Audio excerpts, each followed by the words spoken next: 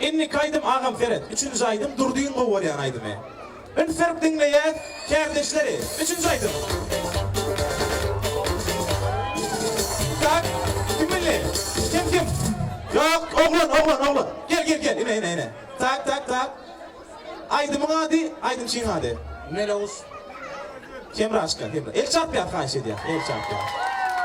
Inni bak kardeşim. Senin adın ne mi? Bahtiyar. Bahtiyar nerede yaşayan sen?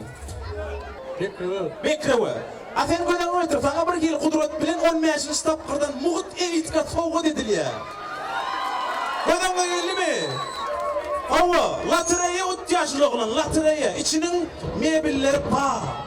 30 yıllık kredi yok. Prosto bana bir aşağı vermedi. Beğeniyen adamın emosyonuyla soğuk edarmalı. Tayyar mı? Tayyar. Gel onunla. Tak. Cennet gelirse, hadi elit 40 yaşlı oğlan. Inni, 3. emosyon, gitti. Latrayı açtın, latrayı konuşturdun. Tak, verettin, 345, 21. Sen, muğut, elit kuttu mu?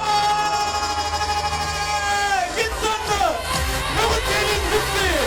Ana.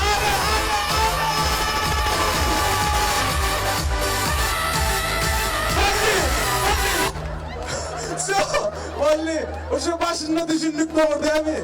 Eğil olacağını. Vallahi, milletler. İnni, 4. 2.